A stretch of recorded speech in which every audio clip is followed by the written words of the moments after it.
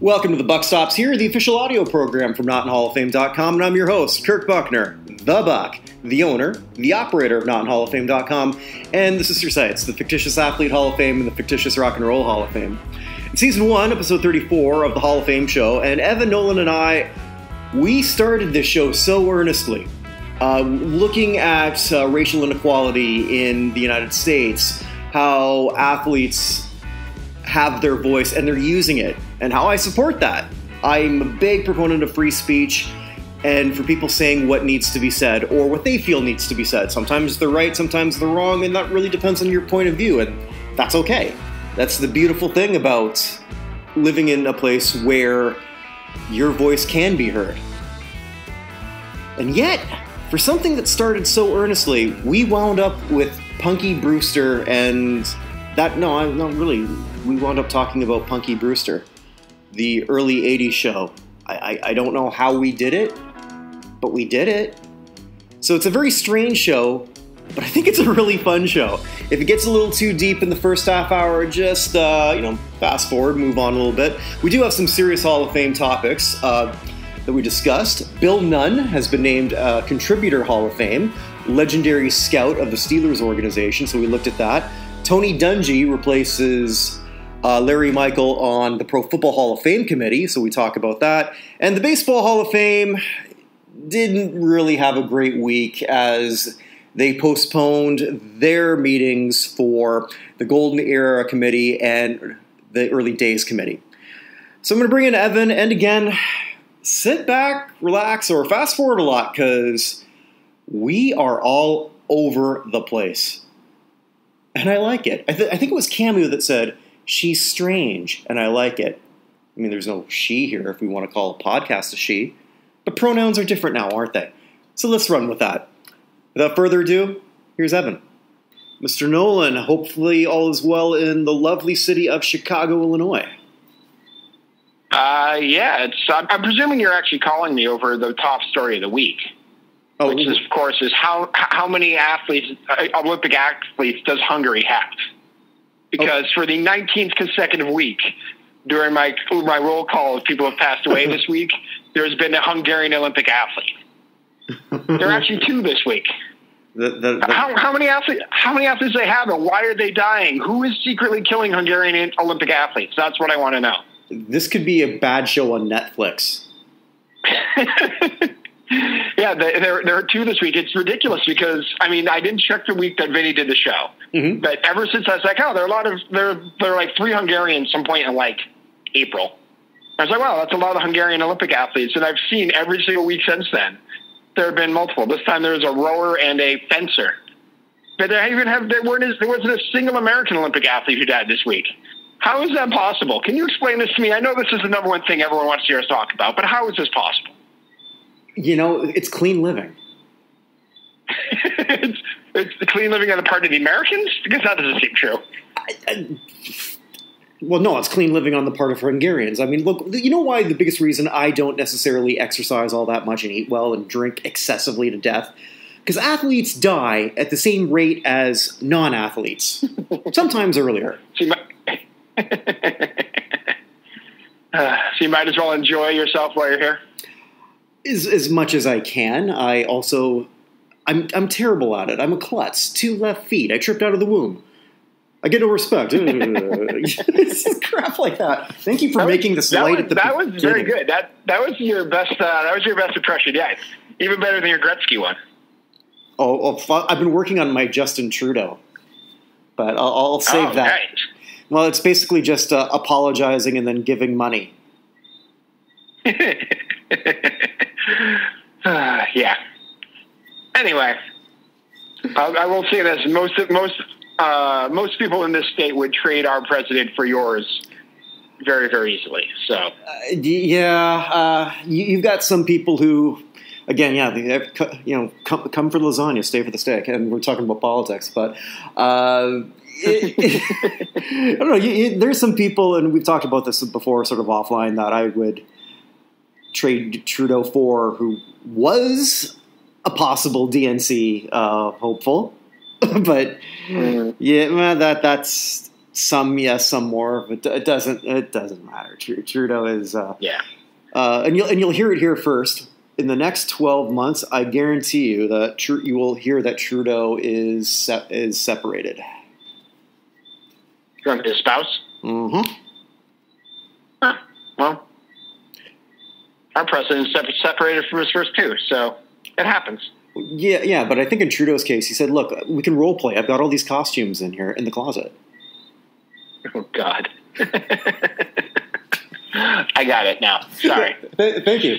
Thank you. I was a little slow on the uptake, but after you threw the darts at my head, I realized what was going on. Well, I don't expect everyone to know about Trudeau's sort of blackface, brownface scandal. He actually got away with the third one because I don't think most people even saw the third picture that came out. Yeah, I know it happened, but that's about as far as I know. So there's so much going on every day that it's almost impossible to keep up. So and we managed to keep it light, amazingly. Yeah, although I do have to say today, I saw an incredible metaphor today. Mm-hmm. So for the first time since May, I have a client who unfortunately has had Parkinson's disease for 11 years now, and it's really gotten to the point where he probably doesn't have that long to live. So I went and saw him and his wife and their accountant and their 3 kids and a couple of grandkids. Went over there to talk about all the end-of-life stuff while he was there so we could go through everything. But on my way there, I'm taking I-90, and I know you've never probably driven down I-90 in Chicago in the last 5 years, but every other ad on the side is for Restore Hair Care on the billboards with Brian Urlacher on them. And so I'm driving down the highway, and a couple of cop cars go flying by me. I'm like, I wonder who they're after. And all of a sudden, I start seeing smoke. I'm like, that's a lot of smoke. And I drive, and I pass the Allstate Arena, and there is an 18-wheeler with its entire back on fire. Not the cab, but like the entire, whatever was hauling. The whole thing is just on fire on the side of the road. And it's right underneath the Restore Brian Urlacher billboard, which today seemed appropriate. Yeah, he kind of stuck his foot in his mouth again. Well, not again. I don't think was he ever known for doing that? He's pretty Republican, but the most interesting thing that happened about this was Lance Briggs' Hall of Fame campaign got much stronger today.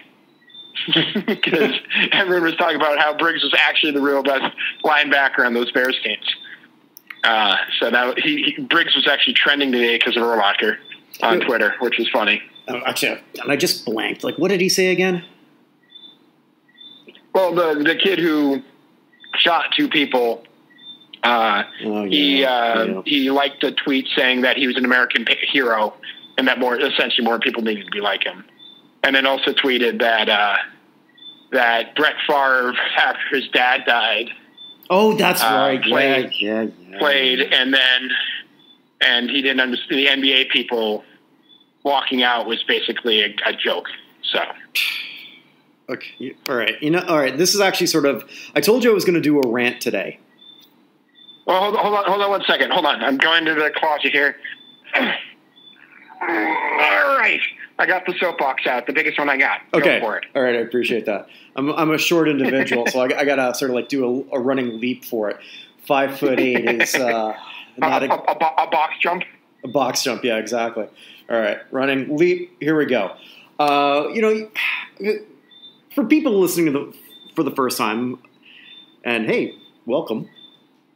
Evan and I. Thank you for listening. Yeah, thanks so much. We're not the best 2 people to maybe talk about race issues. We're 2 middle-aged white guys. I'm approaching 50. I just turned 48, by the way, which is depressing. Yeah, happy birthday. I meant to say that. Oh, thank you. Happy birthday yesterday, right? 2 days ago. 2 days ago, yes. 2 days ago. I apologize. No, all good. But happy birthday. Yeah. So, but I guess I'm in that back 9 to sort of sound depressed, but I'm really not depressed. Things are pretty good. So, but you and I, we've had long conversations on it. I've had a great show with Fonda Bryant from Charlotte, an African American woman, the daughter of soul legend Johnny Taylor, who is a suicide counselor and has worked with a lot of athletes in the NCAA. So I've covered this a lot, so I really don't want to – but what I really want to cover today that's really been bothering me, and it sort of ties in with what Urlacher sort of said, and I would think that if anyone would understand, it would be him, not because of his color, but because he's a former athlete and a longtime athlete. One of my things that I'm really passionate about, as you know, Evan, is free speech, but I also believe that if you're saying something colossally stupid, you're going to be held accountable for it, but I will defend your right to say it. This goes for every athlete, all of them. So when I'm hearing or reading, mostly I should say, people just say, shut up and play, shut up and dribble, shut up and pass the puck. No. If you want to shut up and do that, fine. If you want to make something socially conscious, great, do that. Not only is it your right to do so, your employer is saying to do so. You're not breaching anything. Now, I get that that this is our escape. It's probably different for you in Chicago. I can escape it a lot easier than you can, I think, being in Barbados. But I don't. I'm obsessed with this, more so than I should be. But, like I was sort of saying, the United States, pop culture, growing up as a Canadian in the 70s, we most of us thought Canada sucked. You had the Rockets' red glare, the American Revolution, no taxation without representation. I didn't see the flaws as a kid growing up. I just saw that you had all these great TV shows, and we had the Beachcombers. Okay. You had Willie Nelson, we had Anne Murray. It's not the same. Then we in 1972 we beat the Russians in this amazing hockey series, and you did it with a bunch of 20-year-olds. Mm-hmm. It's like, here, hold my beer. And I called the United States like right before we were talking. It's like it's my first crush. I stalk you, USA, on Facebook. I don't want to date you anymore, but I still, if you're putting out a bikini pic, I want to look. But I'm checking out the folds. Like, oh, that wasn't there before. I don't know. It's complicated for me, and it's complicated, I think, for far more Americans than it is for just some Canadian fanboy who's still trying to rationalize this. But one of the tenets of the U.S. is free speech, and I believe that. And what sort of pisses me off is, especially the biggest proponents, the right wing of free speech. Well, okay, so they're doing exactly the way you want them to do that. You just don't agree with it, and I hate it. I despise extremism. I don't see any of that going on right now with NBA players who are saying what they feel. It's their right to do it. I applaud them for doing it. I don't agree with everything that everyone says. Deshaun Jackson, I'm looking at you. And even LeBron James, I looked at you for your comments on China, or your lack thereof. But you know what? Right. And because it did come off hypocritical, but then I thought about it more. China's more my passion. My wife is of Chinese descent from Indonesia, and it was sort of the opposite. The Chinese were the ones who were persecuted later on. So, and I worked for a Chinese company, and I know how a lot of them think. I had people who I worked for say, no, there was no Tiananmen Square massacre. It didn't happen. Mm-hmm. But that's something I'm more passionate about. I don't, as I'm sort of looking back just a little bit later, so yeah, LeBron's been there 15 times. Is he going to is he going to the places where there's the Muslims and internment camps? No. If he doesn't know about that at that time, or he chooses not to, he's got all these obligations. It's not just the money that he can make from endorsements. It's his friends. It's the league. It's like when a free agent, and I think it's more appropriate, like as a Jays fan, when this happened a lot, and you'd hear from the Jay, it's like, okay, I really want to stay, and then they'd sign with Boston or New York for a lot more money. Like, hey, why are you doing that? You said you wanted to stay, and they probably did. But by signing for more, you help your friends or your coworkers or the union do better. Mm-hmm. So, long story short, that's really where I want to go with that. As much as a lot of the players will sometimes say, like, you've never done this. Yeah, you're right. We've never done this, but we're going to have an opinion on, hey, Harden, you played really bad defense today. Mm-hmm. And we're entitled to it. They're entitled to have opinions too. They don't have to go out. They're not playing for us individually. Yes, it's an escape. I want it to be an escape. But they're people. They're not actors. If you hate what Robert De Niro says, I'll use him as an example. Sometimes like what he says. I think he can say it a lot more eloquently about his dislike for certain people. But I can separate Robert De Niro and his political opinion, which I agree with some of it, and still enjoy everything he does in Goodfellas. I get that when you're watching LeBron, it's still the same guy. Mm-hmm. So that's my big passion right here is for pretty much everyone bashing them for saying just shut up and dribble. I think was that Laura Ingraham, I believe, who said that in Fox. And regardless of your political opinion, I mean, I'm sure there's a lot of people who agree with everything he says who just don't want to think about it right now. Well, it's his right to say it. It's his right to say it. You don't have to necessarily listen to it, but defend his right to say it. That is my opinion. That's my strong opinion. I might have turned off a bunch of people. So be it. I do think it's interesting, though. People are usually saying, shut up and dribble, and it's Laura Ingraham or whatever, how to pronounce her name. But most of those people are like, shut up and dribble, and like, you're a plumber or a financial advisor or whatever. Like, that's not your job either. So why does her opinion somehow, why aren't they allowed to say it, but you are? It's a weird thing. But I just want to go back to something that well, he was on the Nationals last year. Honestly, I haven't watched that much baseball because the Red Sox are a complete utter dumpster fire.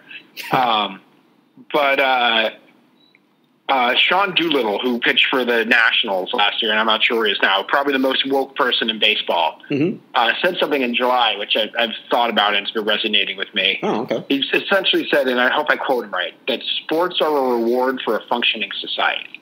Ooh, I like that. Yeah. And it's one of those things that right now the people who are playing the sports for us, and I know the Bucks were the first team to just not take the court, but I can tell you the Raptors have been talking about it for multiple days before the Bucks decide not to take the court. And the Celtics have been talking about it with them. They just didn't have a game to play. But if I'm going to take the Celtics because I know them very well. I'm a Boston guy. But Jaylen Brown for most of May, and Jaylen is 22 years old, was down leading protest marches in Atlanta before the bubble started. Like, he drove down to Atlanta to go do it. Jason Tatum was leading protest marches. And they give a damn. I mean, if you ask Jaylen Brown, he's as great a basketball player as he's becoming. He's more likely, he thinks, to have a bigger impact, and after his plans to have a bigger impact after his basketball career, being an advocate, things like that. And if people don't feel, those guys are in a bubble. They literally can't interact with what's going on in the outside world until they're eliminated from playoff contention. And if they feel that they are powerless to really say what they want and participate in what they think is important to do, they took an option available to them, and not an option that's only been taken once previously in 1961, when Bill Russell and Oscar Robertson led the protests at halftime that they wouldn't come out of the locker room until the owners caved and gave them free agency and a few other things, basically collective bargaining.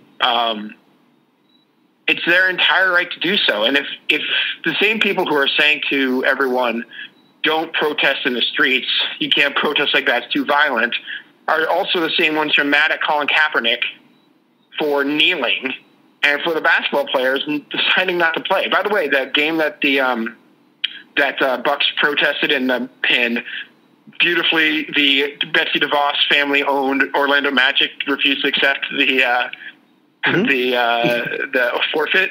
That forfeit came, or that refusing to play came 4 years to the day of Kaepernick kneeling for the first time. Which, if I remember correctly, nobody even noticed he did it until the second week or third. Yeah, well, the first time it was a preseason game because he'd been sitting, and then he asked what to do in the future because him, Eric Reed, and I can't think of who the third person was, and I apologize to whoever that athlete was. They're just not springing to mind right now. Mm-hmm. But the three of them kneeled together, but Kaepernick was a quarterback. Eric Reed has been in the league ever since, and he's been kneeling the whole time. Yeah. Kaepernick's. I feel like I'm sort of interjecting, or just Kaepernick's sort of an interesting character for me. I love his message. I wish he'd vote. I really do. Yeah, that was the biggest. That was the biggest disappointment with Kaepernick. And I truly believe he led that whole protest and then never even bothered to vote. And I also truly believe he doesn't. He's known for a couple of years he doesn't want to play. I could be wrong. I mean, obviously, I don't know. I mean, I think he's far more comfortable there, and I think maybe there's a narrative involved. Maybe not.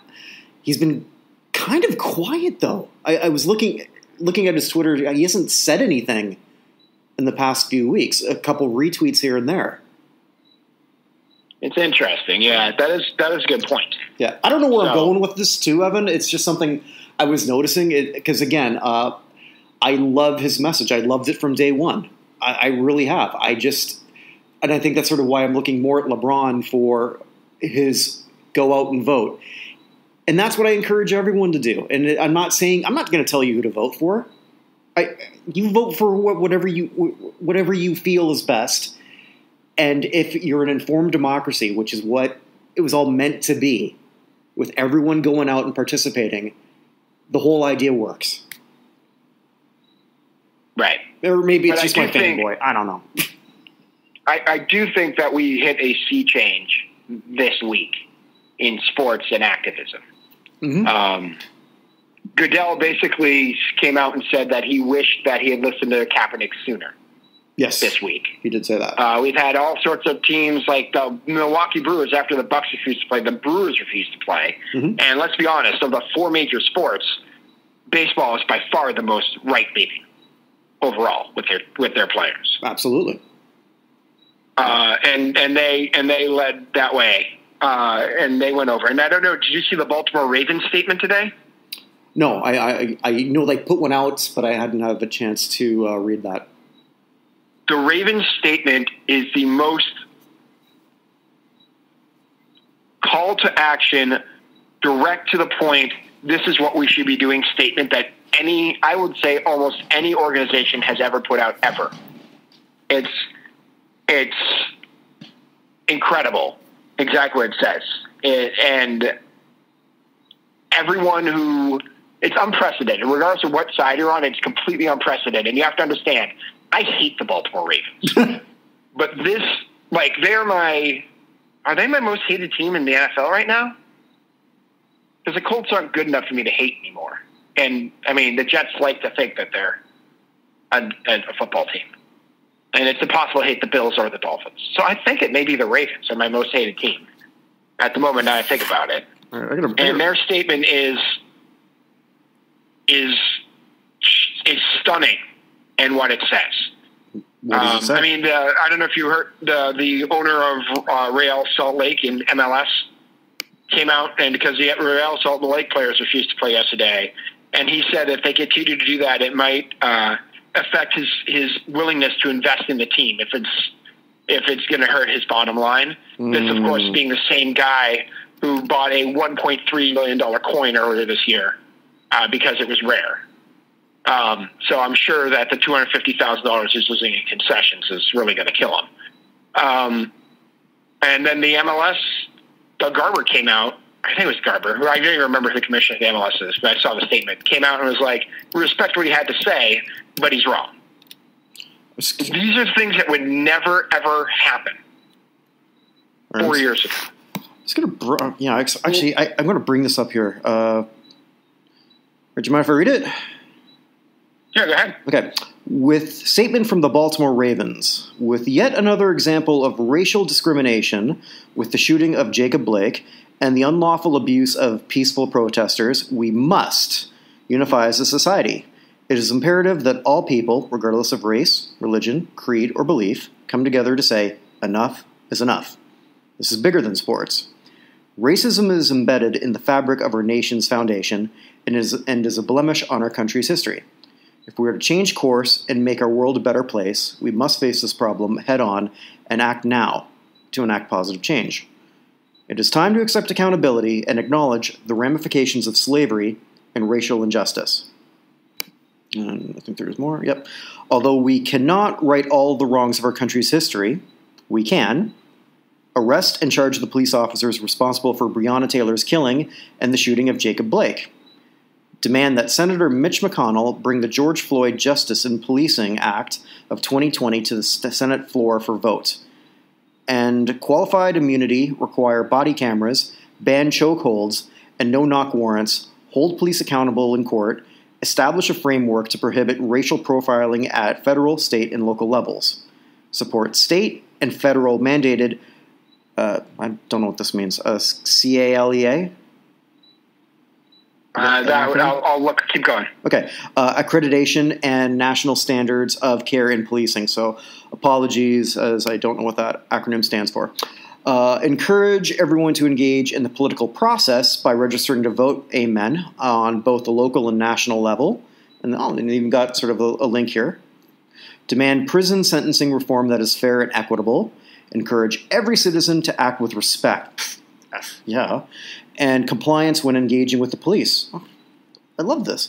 If you feel that there has been abuse of power, we encourage you to contact your police department's internal affairs unit, and then they provide the one for Baltimore. We will use our platform to drive change now, not just for our generation, but for the generations that follow, for our sons and daughters, and for their children. All right. Bravo. That's great. Have you ever seen a statement like that from anyone at any point, any organization? Oh, God, no. It's usually lather, rinse, repeat, and then everyone's kind of victim shaming, or not just victim shaming. What's the word I'm looking for? Sort of shaming, like, okay, ours is out. When are you going to do it? Yeah, exactly right. Yeah, when's it's going to come out eventually, right? Yeah. There is no mealy-mouthness, regardless of whether you believe everything they say or not. And you and I both happen to be on this side of believing it. For those listeners who haven't figured that out yet. Yeah. That is as direct and to the point, and with concrete solutions. Mm-hmm. Which, I mean, other than saying this is terrible, we should do something. This is like, this is terrible, we should do something, and here's what we should do. Yeah. And I guess, okay, since we've already gone down this rabbit hole, all right, I'll just sort of like go further. Look, I don't care that there were some things that didn't make Breonna Taylor, George Floyd, and Jacob Blake necessarily these pristine citizens. I don't give a shit. I really don't, because there's what's the old saying? The end justifies the means. Well, apparently it doesn't, does it? All three of these people should be here with us. Every single one of them. I don't want to hear about their flaws because it doesn't matter with what's happened. None of that's relevant to me. Not one lick of it. All right, I need a bigger soapbox. Oh, God, I don't know if I have a big one in the back. I have a smaller to put on the bigger one. Will that help? Yeah, that'll definitely help. I got one. Okay. I got one dumb question here. Is it sort of a Canadian not understanding everything? State power, and again, sorry, this is not obviously what everyone came here for, but oh well. Well, it's been we have one big thing, right? It's been not that exciting a week in terms of Hall of Fame, except for the Pro Football Hall of Fame, but we could talk about that in a second. Let's get through this, because this is honestly what everyone's talking about anyway. Yeah. I turned on sports radio for the first time in a long time when I was driving down I-90 today, and Danny Parkins on 670 out here, the score, was eloquently discussing this. And the first thing I've heard him, or I mean, he's pretty political and stuff anyway. I mean, they weren't talking about anything but this. So I have the feeling that everyone is talking this today. So go ahead, continue. Well, no, it's more of a question because I don't completely understand. Provinces in Ontario can't do nearly provinces in Ontario, Kirk, nice. Provinces in Canada don't have the same kind of powers that states do. So when it comes to like the Justice and Policing Act, can that be nationally put through? Yeah, I mean, there are lots of things that can nationally be put through under different clauses. So I'll give you a weird example because I was a law student and a lawyer at one point. By the way, just before we get there, CALEA stands for hold on, I just had it and I accidentally closed it. Give me 1 second. CALEA stands for the Commission on Accreditation for Law Enforcement Agencies. It's something having to do with standards that should be upheld. But so here's a case from long ago. But when you know how all trucks are standard size across the country here, the state of so they build bridges generally to the height for overpasses so that trucks can easily pass underneath them. The state of South Carolina intentionally built their bridges too short. And the reason for that was people then had to drop their trucks, unload all their cargo, put it on new trucks, and use South Carolina trucks in the state in order to get under the bridges.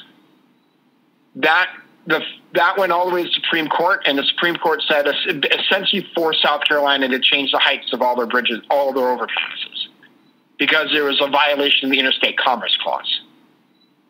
Right? So there's all sorts of weird things. So the 10th Amendment to the Constitution essentially says that any right that's not given to the federal government is given to the states and to the people. The 10th Amendment is a more big thing that gets used when necessary by people on the right until somebody wants, to have an abortion, and then that has to be banned nationwide, and you can't do it state by state.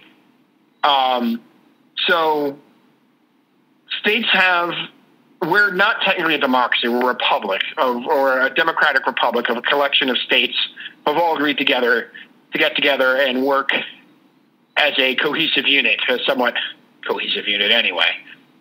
So states have the rights to do certain things, but the federal government does have the power to enforce fairness across the board. So things like gerrymandering of political districts, or voter suppression, or whether or not you can move an endangered species from one state to another. Like, those things are things that the federal government can force states to have laws that they abide by, but not everything. So there are certain things that, like gun laws, vary from state to state drastically. Okay. Everyone talks about the number of guns in Chicago. Illinois, in that Chicago is one of the strictest gun laws in the country. Well, Indiana's right next door and has one of the laxest gun laws in the country. Chicago basically hits Indiana and just keeps going into Gary and all the way across, right? It's super easy just to drive 10 minutes, get a gun immediately that day, and bring it back without any issue. So it's a weird mishmash of laws all over the place that makes it kind of crazy. What's illegal in one state is entirely legal in another. And it's weird. Oh, another one that came up, the defense, gay marriage. Mm-hmm. Gay marriages have to be recognized all over the country. That's recent, right? That's recent, yeah. So the first state that did that was Massachusetts, the Commonwealth of Massachusetts. We have 46 states and 4 commonwealths. Mm-hmm. But the Commonwealth of Massachusetts, the state Supreme Judicial Court, that's what they call Supreme Court in Massachusetts, and the Goodrich decision in 2004 voted that gay couples should have the same right to marry, or same-sex couples should have the same right to marry as opposite-sex couples. And that was the first time it was illegal in 2004. That was 16 years ago. And since then, it's gone state to state, and went all the way to the Supreme Court. Supreme Court said if they're married in one state, they're married in all states. At the same time, the Supreme Court held in 1892, I believe, because it hasn't come up since then, that polygamy is illegal. And in fact, they required the states of Idaho, Wyoming, Arizona, and New Mexico when they came into the Union to put the polygamy is illegal in their state constitutions before they'd allow them in. So that's currently illegal. If a state tried to say polygamy is not illegal, that would be banned. It's a weird back and forth. Everyone's trying to push and determine exactly what you can and cannot do all the way through. And it varies back and forth. And sometimes it's legislative stuff that gets it done, and a lot of times it's judicial that gets stuff done.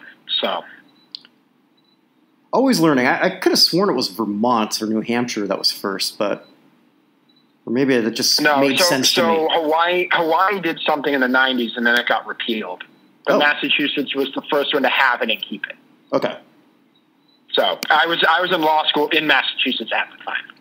So, and to quote Tim Curry in Clue, I know because I was there. So this might be the only time that Clue will ever be referenced on the show. You don't know me well enough, my friend. Oh well, you know. I reference Clue all the time. I just haven't brought it up here. We haven't had many opportunities. You know what, though? I've just stood corrected. You have brought up Clue before. When you talked about Jane Weedland. Because we talked about Jane Weedland, yes. I am your singing telegram. that is an effective cameo right there. Yes, I have brought up Jane Weedland. Well, but I'm a MASH guy, so like Nurse Kelly as the cook. Yes, Kelly Nakahara. Mm-hmm. The recently deceased. The recently deceased Kelly Nakahara, correct. Yeah, that's a movie that divides my wife and I. I never thought I'd marry a woman who didn't like Clue, but here we are, almost 12 years later. So, I tried to get... Anyways, should we get off of politics? Yeah, but I got to sort of like build up on that one because I never thought I'd marry someone. Actually, I knew I'd never marry someone who liked Kiss Meets the Phantom of the Park. Okay. Because no one likes Kiss Meets the Phantom of the Park. No women do anyway. I don't think I'm aware of what that is.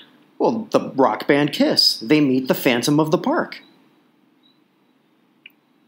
Yeah, I know who Kiss is. I have no idea what the Phantom of the Park is. Do I have homework again? No, you don't want to see it. But basically, at the height of at Kiss popularity, 1977 or 78, they made a movie that was done by Hanna-Barbera. And it was all the way Scooby-Doo. So much so that the drummer, Peter Criss, never showed up for looping. So the same voice that is in, like, God damn it, I can't remember. Like, for some of the Hanna-Barbera characters is that voice. Ace didn't show up for a couple times for stunt work. So in a fight scene, Ace has all of a sudden become a very large African-American man. Well, yeah, that's his goal, isn't it? Well, he's actually... In 1977, everybody wanted to be Shaft. Shut your mouth. It was sitting there. I'm glad you hit it. Thank you. Just by the way, I know you brought up Scooby-Doo and Hanna-Barbera. The one passing I did want to sort of touch on because we didn't have anyone we really want to talk about. Mm-hmm. But Joe Ruby passed away this week. Did you know who Joe Ruby was? No, I do not. So Joe Ruby is the creator of Scooby-Doo. Oh, okay. For Hanna-Barbera. So he also did Thundar the Barbarians. He did Dog Wonder, Jabberjaw, Mr. T, Alvin the Chipmunks. Those are all him. Damn. So, yeah, he passed away at 87. We don't have anyone to relate to Hull, even like remotely this week, but I did want to I was going to bring that up at some point. But since you brought up Scooby-Doo, there's a tie-in. So, yeah, Joe Ruby passed at 87. And there was a Scooby-Doo movie with Kiss. Mm-hmm. And there was one with the Harlem Globetrotters. I'm sure there were many with the Harlem Globetrotters. There had to be. Yeah. I really blew this to sort of come up with a segue from the Harlem Globetrotters to all right, how do I come up with a segue? I tried. I was like, they're a sports team, so let's go from there. Well, since there are none that are available, let's talk about Bill Nunn. No, that didn't work. There we go. So Bill Nunn, the first scout ever a finalist for the Pro Football Hall of Fame. Well, would Gil Brandt count as that? Is Gil Brandt a GM too, though? Because I always felt that he got in for his scouting. That is true, but he was a GM who got in for his scouting. So I guess, you know what, I'd take that back. Okay. The first pure person who was only ever a scout who got in to the Pro Football Hall of Fame. How's that for a set? Yeah, he's not in yet, but he's going to get in. There are too many people. At this point, Flores, Nunn, and Pearson are in because there are way too many people behind them to waste time not putting them in. Yeah, I agree. So. It's sort of interesting to me, too, that it sort of took and it wasn't just Nunn. There were other people who were sort of looking at the historically black colleges, so he wasn't necessarily unique in that. But his work, like some of the players that he brought or helped to scout, L.C. Greenwood, Mel Blount. I always never was Mel Blount. Was Mel Blount? Mel Blount. I know it's not. I think it depends whether they're from Pittsburgh or not. I know it's not Mel Blanc. Huh? Cartoon thing? No. Right. You're segueing the wrong way. Yeah, won't be the last time. Ernie Holmes, John Stallworth, Donnie Shell. And that wasn't. I was reading too. It wasn't just so much going to the HBCUs. It was just going to other like lower division colleges that a lot of people weren't necessarily looking at. Without him, are the Steelers 4-time champions in the 70s? I don't think so. I don't think so either. I don't think that's arguable. Like if you look at that list of people he convinced the Steelers to get, I don't think that's arguable. I mean, how many Hall of Famers? The Blunt. Donnie Shell, who just got in last year. L.C. Greenwood was one of the people they considered for the Veterans Committee spot this year. Who else did you say? John Stallworth. Stallworth's Hall of Famer. Yeah, Holmes isn't and probably shouldn't be, but still like a phenomenal player in that system. Mm-hmm. Yep. And, and I think also, too, it sort of ties back with just like what a great guy, that Art Rooney was. Yeah, or Dan Rooney. Sorry, was one of the. I know. We talked about the American Hall of Fame and contributors. Art Rooney would have to be one of the early people I consider for a contributor in sports. Well, no, it's Dan Rooney, right? Oh, sorry, it's Dan Rooney. Okay. No, Dan Rooney. It's Art now. And the architect of the Rooney Rule, which hasn't quite panned out the way it should have, but it's still. It's so weird to say ahead of its time, but it feels like it is. But he's also the guy who was largely responsible for getting the league to pool stuff together to keep competitive balance between the teams. That's true too. I mean, it's just so many great things that sort of came out of Pittsburgh football. No wonder that it's one of those weird teams that you find, like, I don't know when I'm going to the States next, but, you find Steelers fans everywhere in the United States. And you do. And it's Pittsburgh. Pittsburgh is not a town that, hey, let's take the family to Pittsburgh. Pittsburgh is a much nicer city than people would expect. No, and I've been there, quite a few times, just because it's only a 5-hour drive from Toronto. Still, though, it's a 5-hour drive from Toronto. What are you doing? Okay, go ahead. Well, there was a time that when our dollar was at par, I would be shopping in Pennsylvania like every 3 months. Wasn't supporting the Canadian economy too well, but damn, I had to look good. So it's just, and it's not just the player, it's not just the dynasty. It's how do you not sort of love a team that doesn't turn over their head coach every 3 years? I mean that's the thing. If you are named the Pittsburgh Steelers head coach, the odds of you getting the Hall of Fame are approximately 75%. and actually even higher if you make it as an analyst. True that. Yeah, I'll never stop taking shots at David Baker. I'll never. He's going to be a Hall of Famer. I was surprised he wasn't on one of the contributors that they considered. That was an interesting list. But go back and finish your Pittsburgh Steelers thing, and then we go back to the list and Mr. Nunn. No, that's pretty much like my sort of end for that. Just like those, he was just part of a whole organization that makes the Steelers that iconic.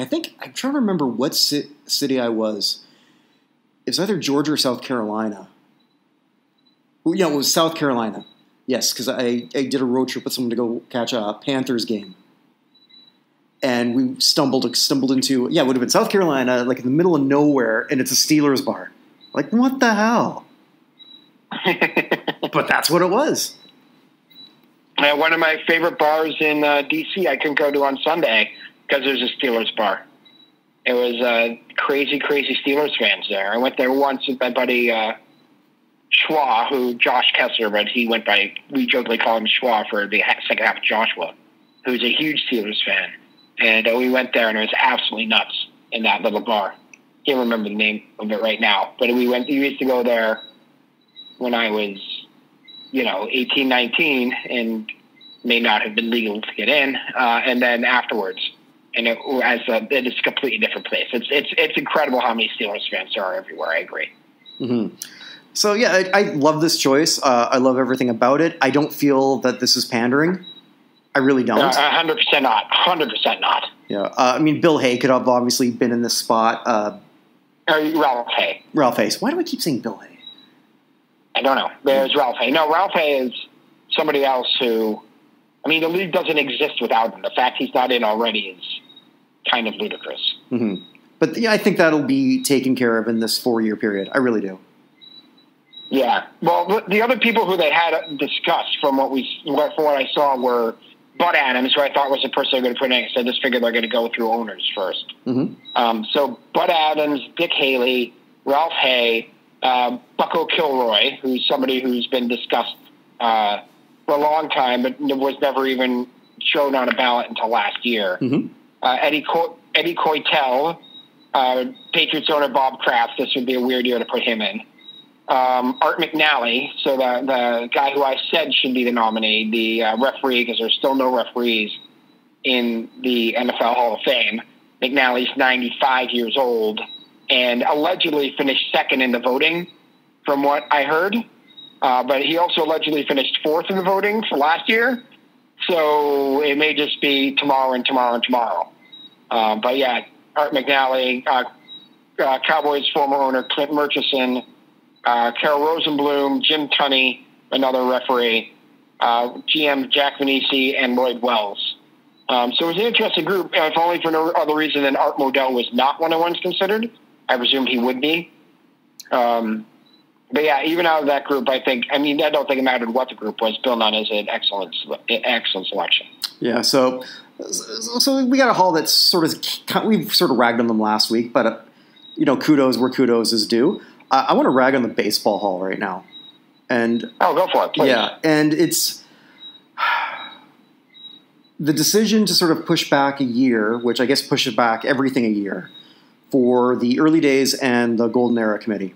And why? Yeah, I don't understand. The thing that sort of stuck out in me in their official press release, it was the usual stuff, like blah, blah, blah, COVID-19. And so, Vinny Laspinu, a regular contributor, sent out a message right away to me, so they've never heard of Zoom. And yeah, but the thing that sort of got me when I was reading the release was how they wanted to keep everything confidential. It's like, yeah, so there we go. You don't want any of us to see it, and have one of these things breached, because you and I have been very vocal. You a little bit more than myself, and I think a lot more people, even more than yourself, about the clear. I don't want to say hypocrisy. That's not the right word, but the I guess sort of the banging on the drum by Jerry Reinsdorf to get Harold Baines in, or at least that's what we believe. It may not have been the case, but it was the case. What don't they want us to see? What are they saying behind those doors that is this awful?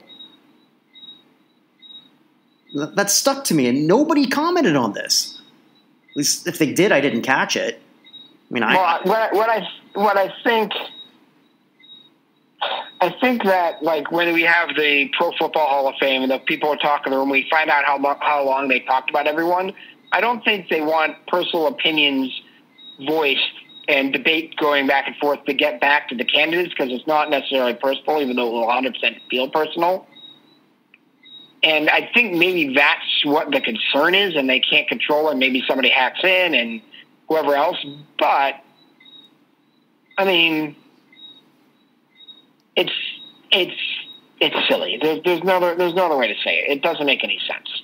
I mean, I get the confidentiality to a point. I mean, I'm not asking them to be – I mean, I'd love for them to be transparent and to watch that, but clearly that's a big issue because they don't want to breach that. They're that concerned. Mm-hmm. And I just hope that, we don't see anyone pass. In that time frame. I really don't. And we're going to, though. Yeah, because it's happened. These things have happened. I know there's one specifically for the baseball. He wasn't pushed back, though, but one of the members of the day at Clark 5, when Jan Wenner pulled his stunt and sort of flipped a vote. Mm-hmm. Which is for Grandmaster Flash. Yeah, I mean, I honestly believe Grandmaster is more deserving, but 100%. That's not what you.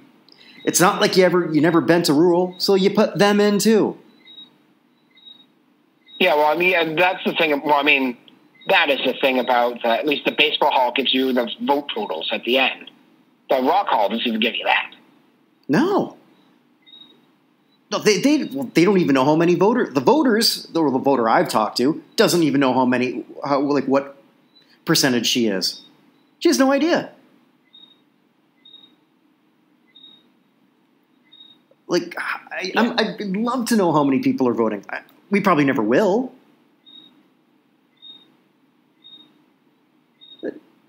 The only thing I know for sure is that existing or living inductees have a vote. That's all I know. Yeah, right. Yeah, that much we know, and a few journalists and who else knows. But yeah, it's crazy. This would be fun. Johnny Rotten's ballot. Well, I mean, yeah, Johnny Rotten. I have a feeling Johnny Rotten does not vote. I don't know. I've said it before. If you've ever been to the Rock Hall, they go through everybody and all their songs and putting them in class by class, and you get to the Sex Pistols, and it's just a letter from Johnny Rotten saying that the Rock and Roll Hall of Fame is a piss stain on the world of music, and then they go back to playing more music again. To their credit, they put it up there. Exactly. But yeah, because I saw the same video you did, and were you wondering, like, when they got to the Sex Pistols, okay, how are they going to address this? And they did it. To their credit, they did it perfectly. Own it. I thought. Yeah. I mean, what else are you going to do? That was a great way to do it. That's one of the things they have done best. And it's with the Rock Hall, it's kind of a short list, so it stands out in that reason. So, but anyway, yeah, no. Back to the cowards of baseball. The battered cowards of baseball. Yeah. So yeah, Manfred didn't really cover himself in glory either this week. So or today. Well, today in particular, yeah. Although apparently that's not true, or they're pinning that on someone else, which was what apparently I'm trying to remember the exact story. They were trying to get the Mets to sort of like push everything back an hour as their protest, but then they said no, it was someone else's idea. I forget who, but someone in Mets management. But they still have a video of them saying Manfred's an idiot, essentially. Yeah, well, I mean, it was Bobby Scapegoat. Who told them to do it. I mean, Rob Manfred doesn't like baseball and is over his head, unlike any executive since, God, who's the worst commissioner I can think of? I mean, it's got to be Bowie Kuhn, right? Is there someone worse than Bowie Kuhn I'm forgetting? The more I read about Kennesaw Mountain Landis. But he was a racist dickhead. Yeah. I mean, he's the reason there were no African-American players in baseball for so long. Mm-hmm. Like, Kennesaw Mountain Landis is a terrible human being. And the fact he kept black players out was reprehensible. The way he ran baseball was much like nobody had any freedom of movement, and you were basically a indentured servant to your team. So there's not much great to say about it, except for the fact it worked for a long period of time. Bowie Kuhn was entirely over his head from the very beginning. And I think Rob Manfred is... If Rob Manfred ever gets in the Baseball Hall of Fame, it should just dissolve. Like, you put his plaque on the wall and the building itself should just crumble into ashes. With every passing month, he justifies Gary Bettman's existence more and more. It's incredible. And I actually think Gary Bettman's, after he's been inducted to the Hall of Fame, it's like, oh, maybe I should live up to this. He's actually done pretty good.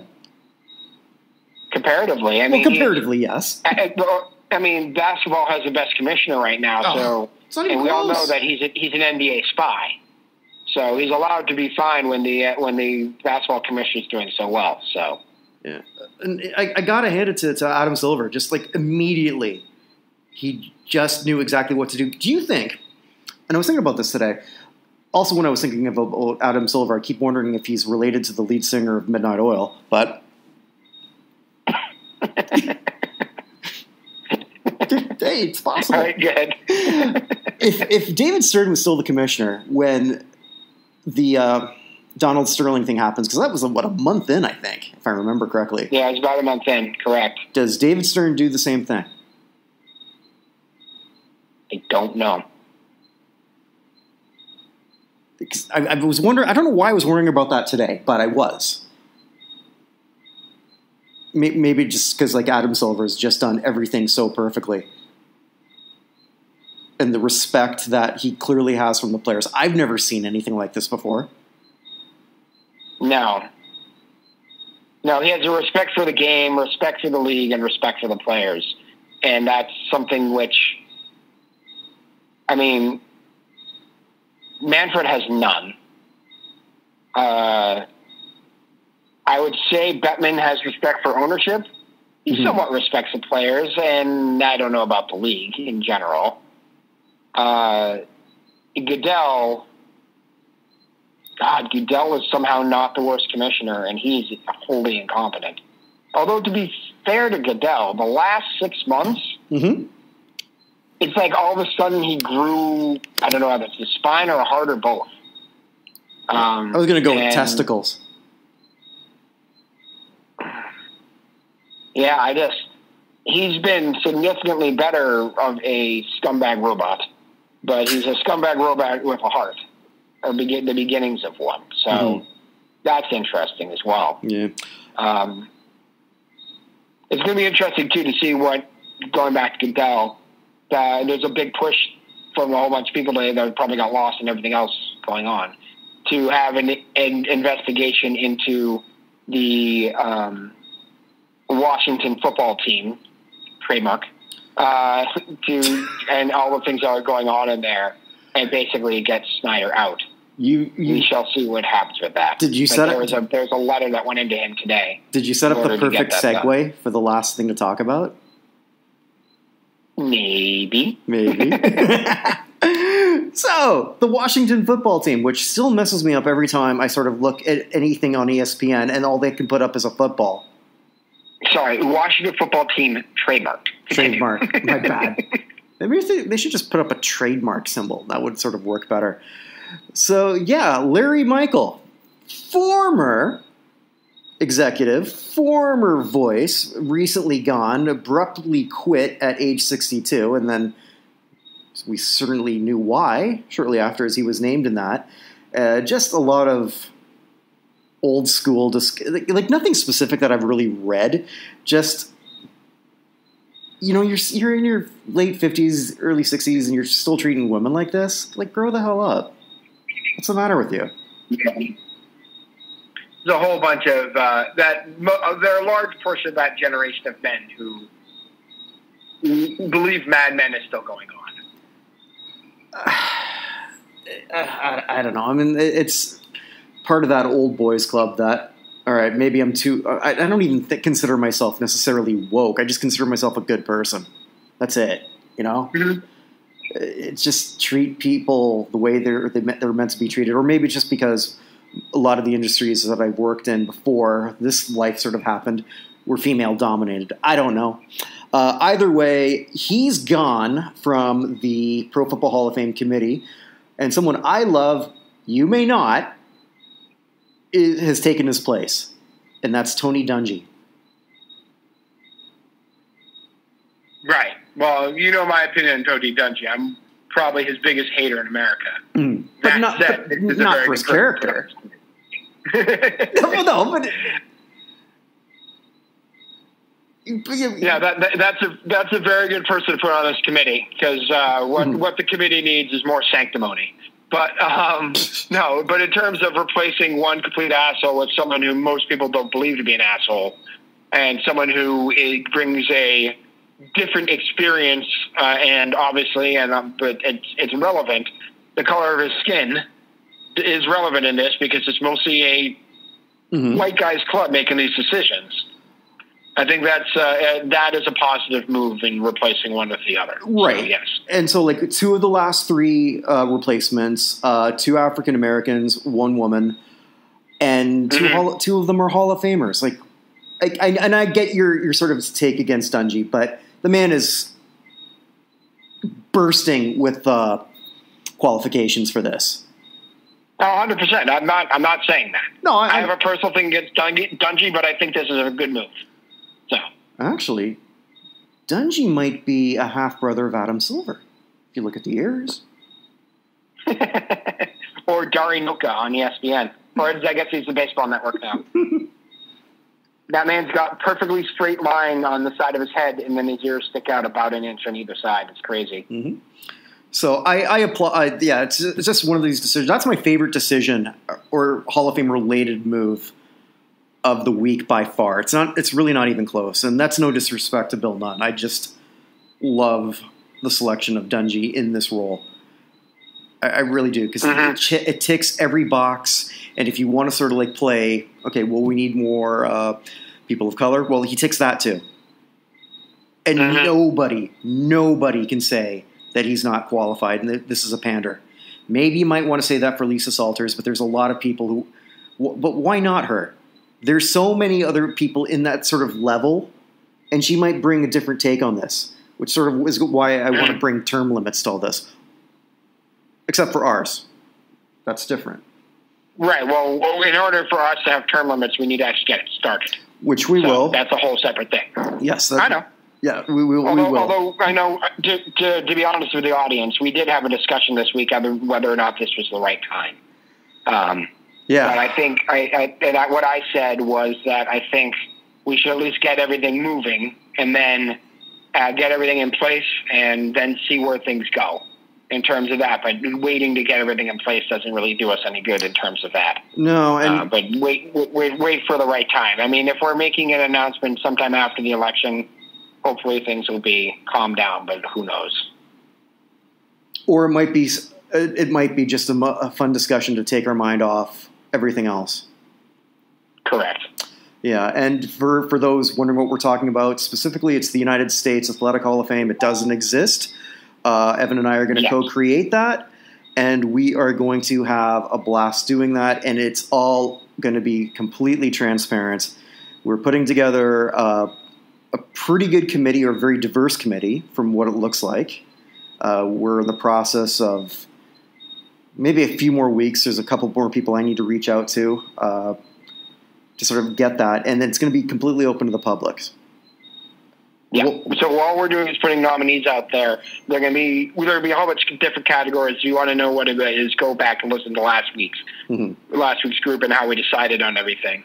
But essentially, we're going to put out 100 names, and the votes are all going to be not us. We're just the nominating committee. It's the New England Patriots, St. Louis Cardinals way of doing things. So you have a committee making the nominees and vetting them, and then you're having the public vote for who actually gets in. Well, I'm going to vote. Just my vote will mean the same as everyone listening. I do intend to vote. Also true. Yes. Yeah, also true. Yeah. Much like the fictitious athlete hall and the fictitious rock and roll hall. Because I never, if I wanted to play Jan Wenner, Bleeding Gums Murphy would not be in the fictitious rock and roll hall of fame. Are you sure? That would not be the Simpsons characters I would have gone with. It would have. I was going to say, if you could put one even Simpsons person in, it wouldn't be Bleeding Gums Murphy. No, it totally would have been the B Sharps. Yeah, I figured. They won a Grammy by beating Dexy's Midnight Runners. I mean, hello. Churaluraluraluraye, my friend. Now it's going to be in my head the whole day. The most underappreciated one-hit wonder, in my opinion, is Dexy's Midnight Runners. A very interesting. I think a more underappreciated one-hit wonder. I'm a big fan of Looking Glass with Brandy. Okay, then I'm gonna lay something on you that you didn't know I'm working on. I've got a second show that's gonna come out soon, and oh wow, yeah. So you're probably gonna have to sub in a couple times if you want. Okay, fine with me. All right. I will be looking at random number one songs, again, from my love of the United States and how they got there. Oh, cool. Yeah. So a lovely lady by the name of Andrea, so a nice little female voice to sort of drown out my droning, will be joining me for that. And we will be looking at that. And Brandy is one that I've let her pick the first one. I'll leave that as a mystery for now. But Brandy, You're a Fine Girl, was one I was leaning towards because that went number one the day after I was born. Ah, well, that is one of my favorite songs of all time. Yeah, so I love songs that tell a story, and that song tells a story all the way through. So yes. I'm a sucker for Johnny Cash for that reason. That every one of his songs, there's a whole story that goes on through the whole thing. But yeah, no, that Brandy is one of my I don't care what's going on, I stop what I'm doing if it comes on the radio songs. So. Well, it's either going to be it can't be the one that on the day I was born because I have no memory of the song at all and I don't care to research it. Gilbert O'Sullivan, Alone Again Naturally. I don't care about it. Zero interest. I will say that our first song is a complete dud. So I thought I'd sort of follow up with this one. I might change it, but it's definitely going to be something that went number one in 72. That much I know. All right. And you'll probably be on an episode or two. All right. Well, here's my question for you. Mm-hmm. Since you're the expert on number one songs, what is the longest titled song ever to go to number one? And to give you a hint, it would have been tied in letters with the song by another one-hit wonder, Primitive Radio Gods, Standing Outside a Broken Phone Booth with Money in My Hand. But that song only went to number two. So what is the longest titled song ever to go to number one? Can you give me a year? I'm not off the top of my head. I'll have to look it up. Hold on. Let's see. Longest title that ever go to number one. It is. What year is this? It was released January 1975. Oh crap! All right, what would that be? I'm trying to think of songs with like obscenely long titles. It won the 1976 Grammy Award for Best New Artist, I believe. It's not Debbie Boone. It is not. Yeah, she won, I believe, all those things. You Light Up My Life wasn't that long a title. Best New Artist who came out in 75. It hit number one April 26, 1975. Okay. Yeah, give me another hint. It also charted in the country charts. It won the 76 Grammy for Best Country Song. But that happened in the 70s a lot. with the pop charts and country charts in it. I know it's not Convoy. My era's right, but... That right era, but no. C.W. McCall, another great one-hit wonder. Pigpen, This Is a Rubber Duck. Yeah. Smokies are thick like bugs on a bumper. They even got a bear in the air. We gotta bring this convoy all across the USA. Yeah. And what is it? 7 long-haired friends of Jesus in a chartreuse microbus? Yeah. I'm stumped. I don't know. B.J. Thomas is the singer. Does that help? B.J. Thomas. Raindrops Keep Falling on My Head? No, that was earlier. Hey, won't you play another Somebody Done Somebody Wrong? Yeah. who would later go on to sing the Growing Pains theme song. He would. Oh, actually, I was in between radio stations and commercials here on the radio, and sometimes I switch over to 87.7, which is BTV radio here in Chicago. Mm-hmm. And I turned over there, and I got the entire Golden Girls theme song. Not just like the part they played on TV, but there's like 4 verses of that song. Huh. I was super excited. I was like, I can't believe this is happening. I didn't even know this was a thing, because they sometimes will play like the Happy Days theme song and keep going. So I got the first part of Golden Girls theme song. I'm expecting to end. No, it keeps going. It was great. How is it that a show with featuring literally women of, I guess they would all have been in their 60s, in the 80s, tackle topics that's relevant today? Yeah, that is, if you go back and watch that show, which for some reason every time we come off Netflix, my wife and I are watching at night, it automatically goes to the station that is showing Golden Girl reruns.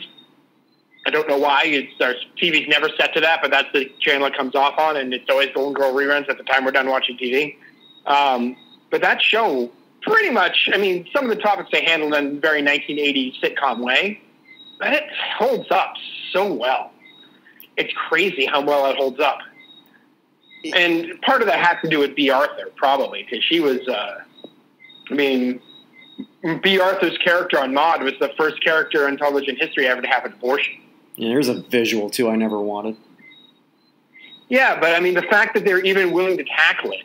That's true. In 1970, whatever, is insane, because we're talking about it's about the same time where Kirk and Uhura had the first interracial kiss on a television program, other than the one time, was it Nancy Sinatra kissed Sammy Davis Jr., and they went immediately and ended the show.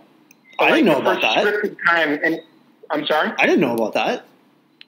Yeah, there were no talks about the first kiss, but that one actually happened. I think it was Nancy Sinatra.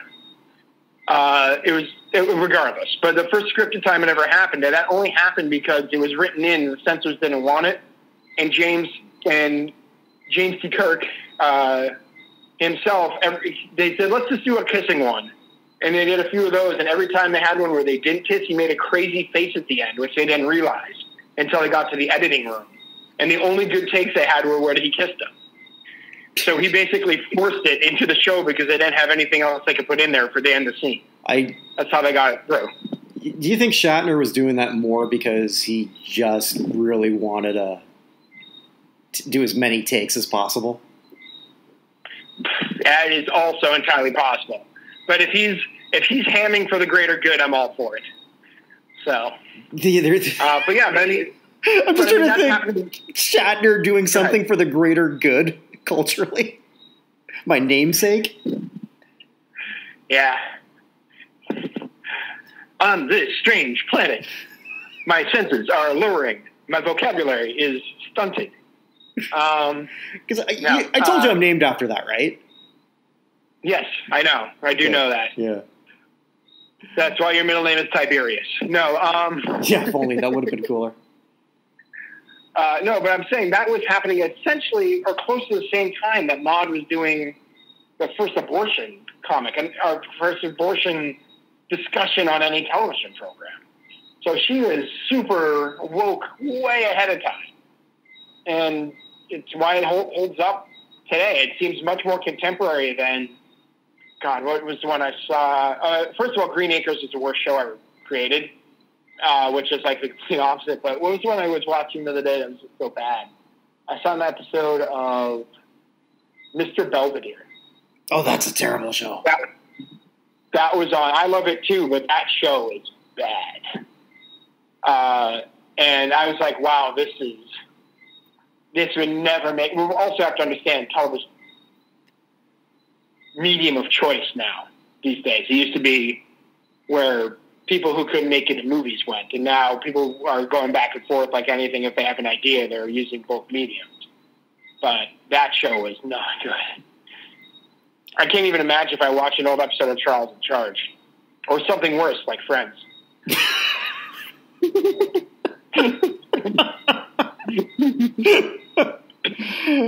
Charles in Charge. My God. What a horrific show that was. Oh yeah, that was. That was a bad time period. We had that. We had Small Wonder. Remember Small Wonder? I do. That was the early days of syndication. Yeah, that show. First of all, it's a bad idea to have a show where a girl's a robot and can't get older, and she's a kid. So it's not going to last very long by definition. But God, that show was creepy and terrible. It was like Punky Brewster, and then, well, Punky got pretty well endowed. And that they're redoing Punky Brewster, and plus Punky Brewster had the very special episode where Cherry got stuck in the refrigerator, which is still one of the most terrifying episodes I ever saw as a kid. So you've just reminded me of one of my really bad obscure impressions. Oh, good. Okay, so George Gaines, who I forget the character's name he played. I think it was George. Mr. Punky. Yeah. Yeah. It's like, come here, Punky. That's it. Punky. Yeah. That's not one of my better ones, but no one else does it. A few years ago, and now I'm thinking it was before I met my wife, so probably 13 or 14 years ago. Oh, God, more than that at this point. One of my friends decided to have a disturbing movie marathon where we just watch, like, shows and movies that traumatized us as kids. So we watched Dark Crystal and Return to Oz, and we watched the two episodes of Punky Brewster, the one where Cherry gets stuck in the refrigerator and playing hide and go seek, and the one that basically was an acid trip for Punky Brewster when they're lost in this cave and all of her friends like die and become part of the cave, and they're chasing after Owatagu-Siam, this evil spirit. So that show, I don't remember that. Show may not have been good. It had a bit of an impact on us. My chaser to that, if I would have been around there, would have been the Different Strokes episode where Mr. Carlson was trying to rape Dudley. Yeah, that was one that we discussed, but we did not watch. But yeah, that's another one. Okay, mine doesn't top it. The film fest I did in college with actually a friend of mine who I hadn't seen her in 20 years, and she came down here before the pandemic. She happened to be. She had already planned this trip before I moved here. Anyway, so in college we did an Eric Braeden film festival. Really? Yeah, and for those who don't know, Eric Braeden was then, and still is, Victor Newman on Young and the Restless.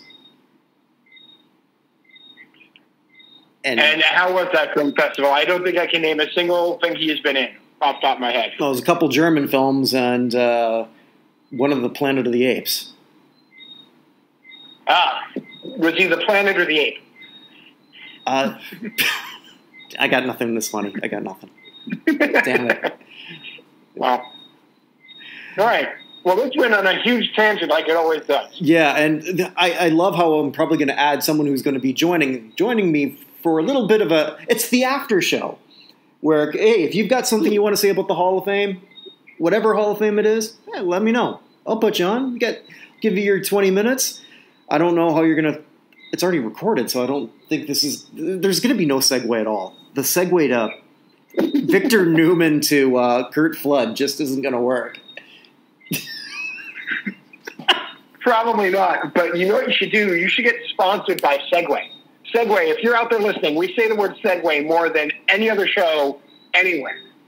So if you're looking for put your dollars somewhere, this is a show for you. Absolutely. We give you free advertising, meaning it or not.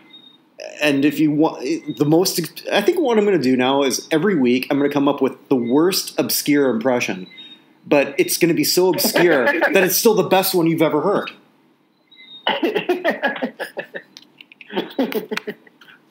This is my impression of a gadfly chewing on the butt of a pregnant moose.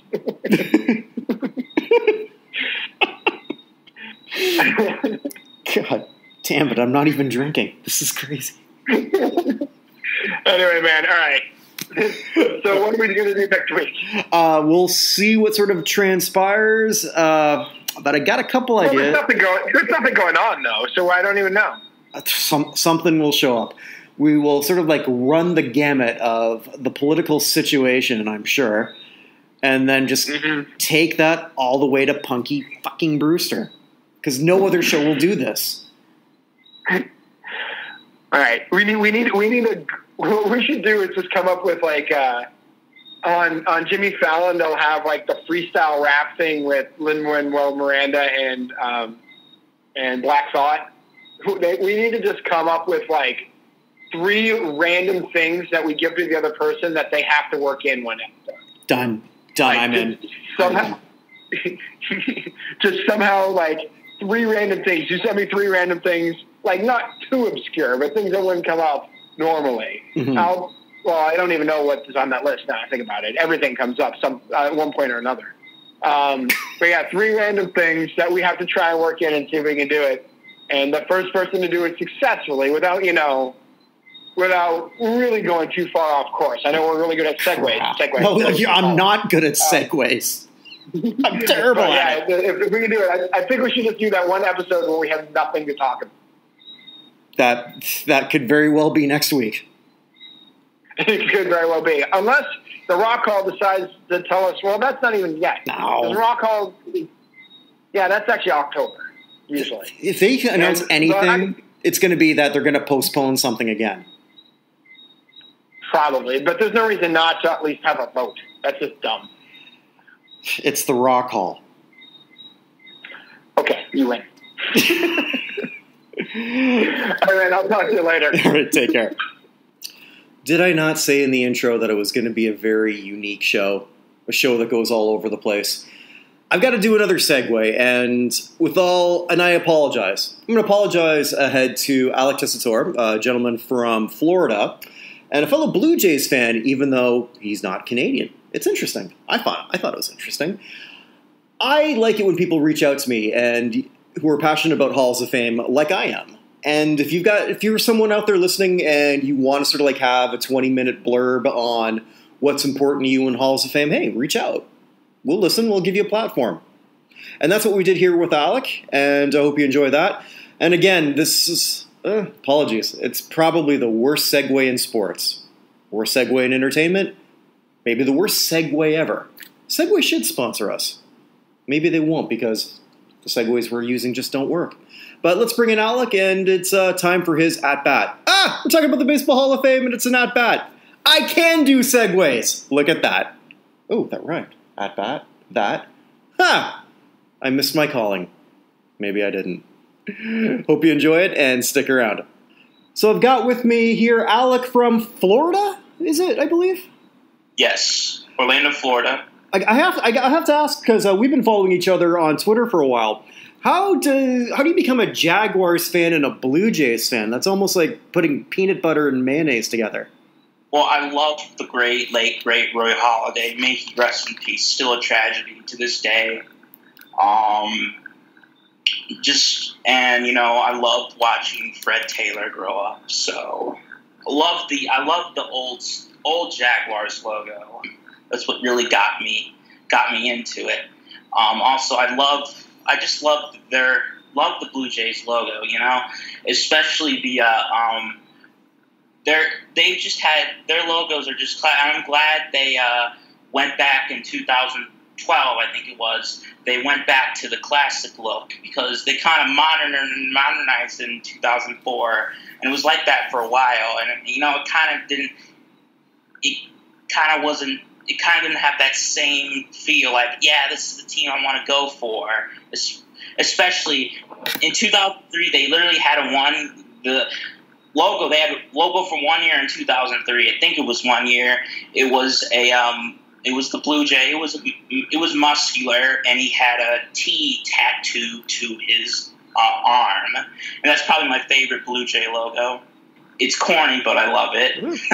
You love what you love. I'm a Saints fan because I grew up as a Nordique fan back in the day. So when I first started watching the National Football League, yeah, that was sort of like the natural thing to sort of gravitate to when you go from a Nordiques fleur-de-lis to one in the Saints. Yes, actually, I would have thought you were a Canadian just even by your screen name. So what's your Twitter handle for everyone to follow if they want to after this? Alex Tessitore at 15. And TESSITORE 15. But also showing up as Bytor and the Snow Dog. Yes, big Rush fan here. Well, that's also why I thought you were a Canadian. No, my dad's a big Rush fan too, so I got that from him. Gotcha. Okay. So one of the things that you really wanted to talk about, and that sort of, I guess it'll be sort of the second time that's going to be talked on the show, but I love differing perspectives on this. The Baseball Hall of Fame made an announcement a couple days ago that kind of bothered a lot of people like us who really follow this closely. They will not have a ceremony, or they don't have an election process for 2020, and it's going to be delayed till 2021. And some of these people they're significantly older, so they might not be around to necessarily make it, providing that they are, in fact, the ones discussed. My visceral reaction from it was when they came up with this in the press release. One of the things that they mentioned was the confidentiality of it. And it made me wonder, what the hell are they saying in there that they don't want people to hear? Because obviously they don't want people to crash a Zoom meeting. That was my first gut reaction. What say you? I think it's I don't get it, man. I think the main reason was I understand that, maybe they still do the election process with paper ballots and they still haven't upgraded, or, if you're going to add, they're probably going to elect at least 2 new members by the 2 VC committees, and that, maybe 8 people getting elected or being inducted in 2021, that's going to be too much. Though I can say that on that team is one of the first woman Negro League players, Toni Stone, who I think should be in the Baseball Hall of Fame as well. I think there's certain attributes achieved that she didn't contribute too much, but she's one of the few players that actually played in a professional Major League Baseball game, and I think that's very worthy. We already have a woman Negro League woman in the Baseball Hall of Fame, Ephraim Manley, who was the co-owner along with her husband of the Newark Eagles, and he was inducted, and she was inducted in 2006. And then you have the great Buck O'Neil, who made so much of Negro League history possible. Like I think it was unfortunate that he didn't get to see him being inducted, and they said they named the Buck O'Neil Award after him, which was nice, but I would have loved to see him inducted like as in a plague inducted, if you know what I'm saying. Yeah. Why do you think he wasn't part of that large group of former Negro League players? I'm not sure about this. Someone knows this. Please correct me on this, but I heard that he rejected a plague. He rejected him being enshrined and decided to have an award named after him. Interesting. Okay, we'll have to look through that. Now, from the 1950 to 1969, someone who I've talked about quite a bit on previous shows is Curt Flood. Now, statistically, anyone can sort of say why he doesn't belong, but he so much does. yeah, I do think as a pioneer, yes, just not as a player. And we had, I think he needs to be in now that Marvin Miller, who was elected by the Modern Era Committee back in December, along with Ted Simmons, is in. He and Miller kind of helped with the contract clause and free agency. So, yeah, I'm in favor of his candidacy. Yeah, I've sort of maintained, actually, I had a sort of a joke with Evan Nolan, who was my regular co-host. I sort of said that I almost want to create an award. Whoever sort of signs the biggest contract should be awarded the Kurt Flood Award that year. Because that doesn't happen without Kurt. Good idea. There is this may tick off some of you, but I'm not a Gil Hodges fan whatsoever. There have been quite a few on the site who aren't. So that's fine. Like, I swear, every time, like it seems like it's a worldwide catastrophe that he's not in. And I'm like, for one thing, and I said, you're going to give him, I think, a way better candidate from that era when it comes to first base is Norm Cash. Okay, yeah, absolutely. Great player. Norman, they called him back in the day. He hit in a way worse hitter's park. And basically both Target Stadium, Dodger Stadium, those are pretty bad hitting parks. But I think you look at OPS, and the higher percentages. He has a higher on-base percentage, higher slugging average, higher. He has, when it comes to those stats, he's a better player. I'm aware that Norm Cash admitted to corking his bat during his batting title season, but cork bats were not illegal then. So, I'm going to throw a couple more names out at you from this era. And again, these are people who may or may not necessarily be on that ballot. We don't know who it would even be at this point. A lot of people are conjecturing that Dick Allen is. I don't want to say a lock, but he's not. Yeah. So thoughts on Dick Allen? It's a travesty. I think he is not in for a lame reason other than the fact that he was not a good teammate. And I said, which I think is not a very good excuse. I think when it comes to offensive WAR, the only players I can think of when it comes to offensive WAR that are higher and are not in are Mark McGwire and Barry Bonds. When it comes to WAR, I think he played in an era where it was the second dead ball era. The 50s and 60s were pretty much the second dead ball era. And there wasn't a big hitting era. And you have a guy like Dick Allen who's playing first base, who's hitting 30 home runs, driving and walking almost 100 times. And that's pretty impressive that he was slugging better than most of the league at the time. And another name I want to bounce off of you, Minnie Minoso. Minnie Minoso, another tragedy. Bill James said that, if Minnie Minoso, who had this thing for publicity stunts, like he would play, he'd be pretty old. I think he's the oldest player to play in an MLB game. He is. Yeah. He came back and had a little comeback routine in the 70s and 80s. I think he tried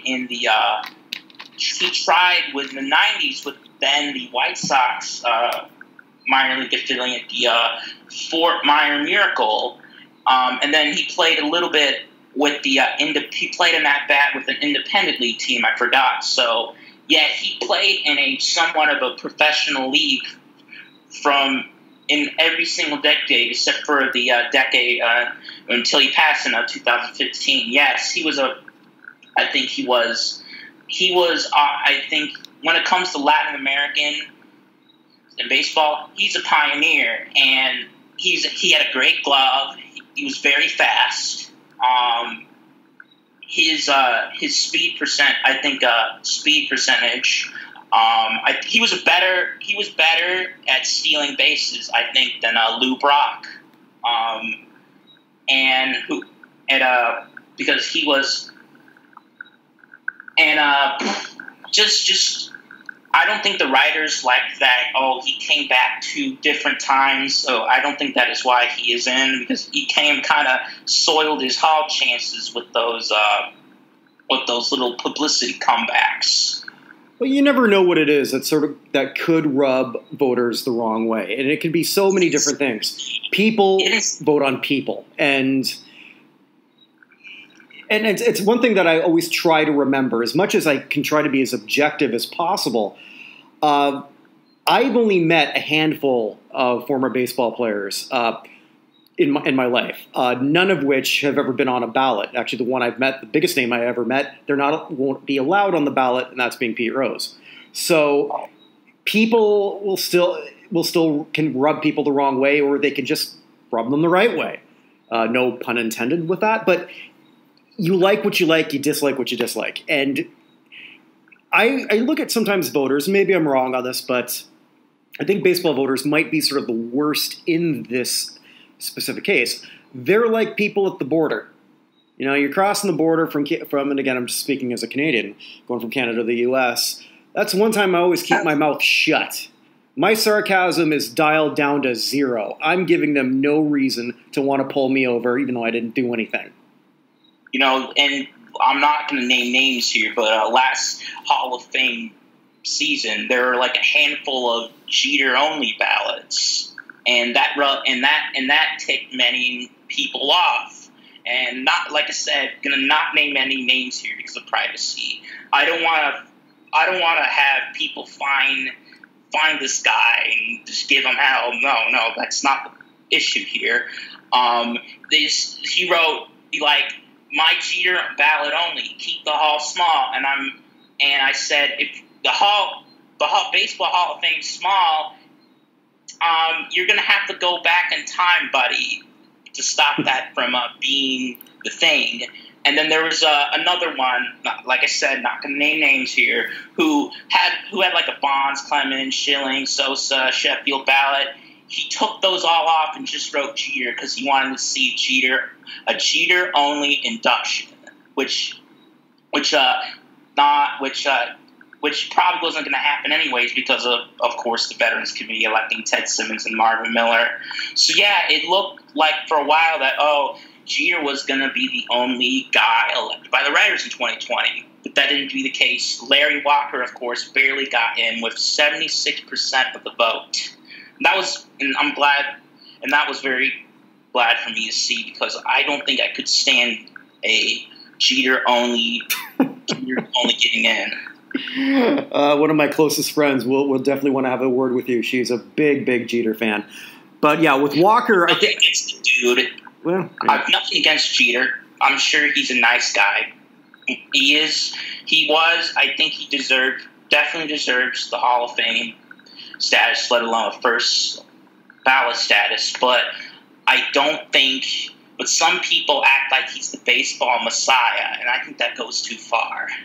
Yeah, no, I sort of go with you with on that. I think Jeter for me is like Brett Favre in that they're both phenomenal, great players, and they both deserve to be first ballot Hall of Famers, and I still think they're both overrated.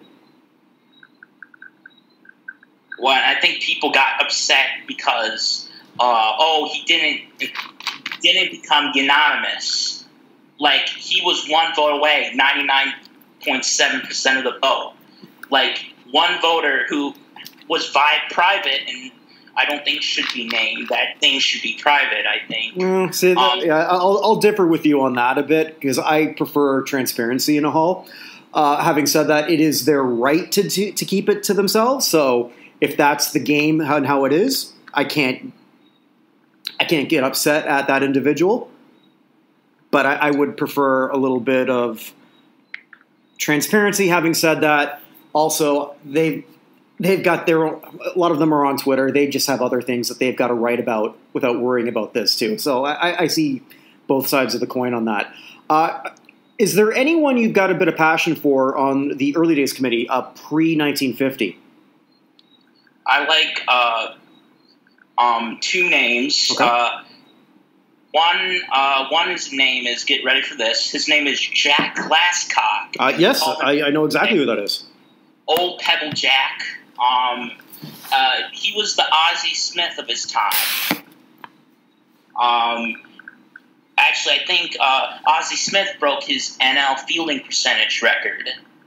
Guy who could field, steal bases. And then there's Jim McCormick, who, funny thing is, back in the early days, 1860s, 1870s, there were a lot of guys who won 30 games. But I recommend, there's a guy on Twitter who is doing this thing and is just living out support, and it's like his whole campaign for Jim McCormick for the Hall of Fame. And basically, Jim McCormick is like, when it comes to pitchers not in the Hall of Fame, Jim McCormick is like top 5 all time in wins when it comes to pitchers not in the Hall of Fame. And he actually had a pretty high strikeout rate for the time being. And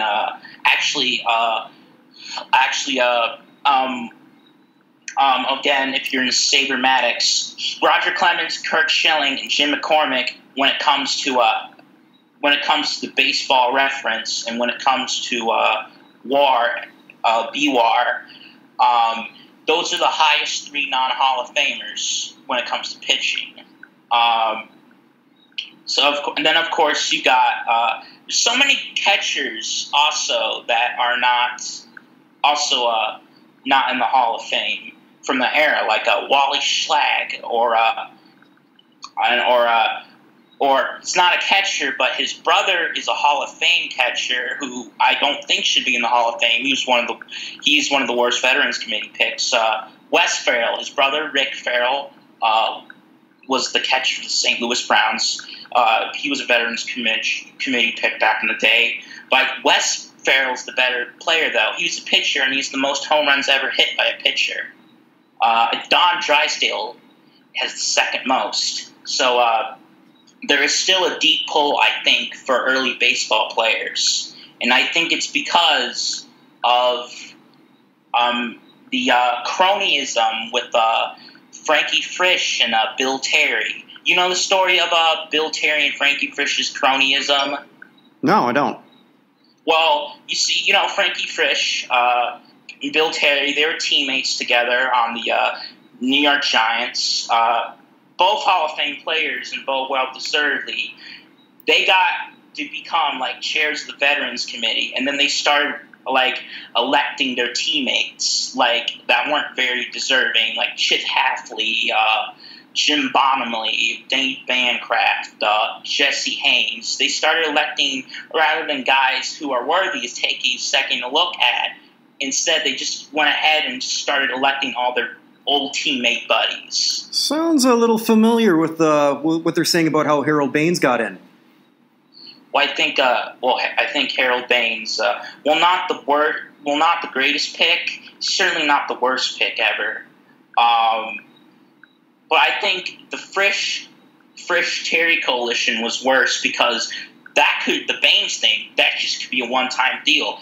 The whole Frisch and Terry thing, that happened for several years until he passed.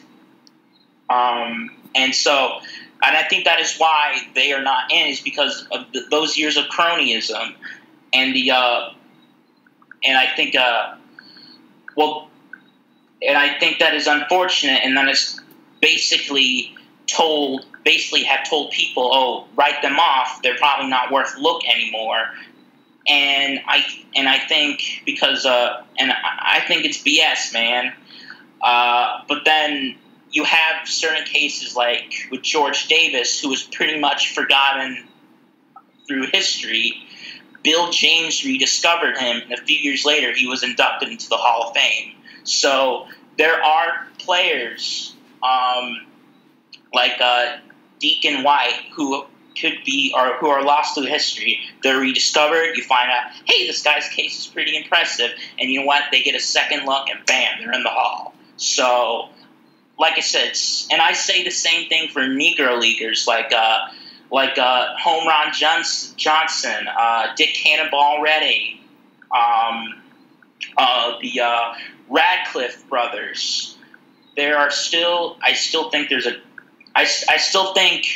there's so much left when it comes to Negro Leagues not in the Hall of Fame. I think it's and I stand by that. And a lot of people think, oh well, they're not connected to Major League Baseball, but I think it being a National Baseball Museum, you gotta not. I don't think it should just be MLB. I think it should be for all.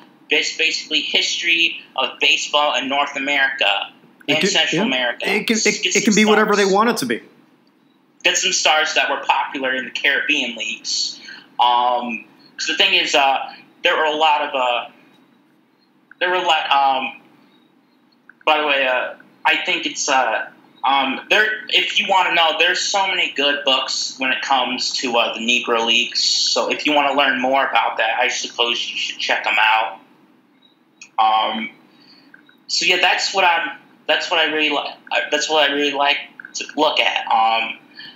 And then you have there's another guy, Indian Bob Johnson, who unfortunately started when he was 28 years old, but he in the dead ball, kind of as the dead ball area was coming to close, he was kind of like the first power hitter after Babe Ruth. He was one of the first ever players to hit 200 home runs, and he had multiple 20-plus seasons, and he is one of the few players to get his 2000th hit at the age of 27, the other one being Etrio. And another thing about Bob Johnson I liked was he fought against racial discrimination against Cherokee at the time, so... yes, there are a lot of power hitters in the dead ball era that still have not gotten a look. And I think the idea of that we should let it die, that thing needs to be over with, and I don't agree with it. I mean, you do you, it's your prerogative, but I'm just not feeling it. All right, well, thank you so much for coming on and sharing a bit of perspective on this. And I'm sure we'll be chatting again in the future. And once again, where can people follow you? Alex Tessitore 15. It's on Twitter. Or you can find me at Bytor and the Snow Dog, the restaurant of the Fly By Night. So yeah, that is my Twitter handle. Thank you for having me on, Kurt. No, it's my pleasure. My pleasure. All right, you stay safe. Thank you so much for listening. We hope everyone out there stays safe. Look for some more content from us at nonhalloffame.com in the upcoming days. Take care.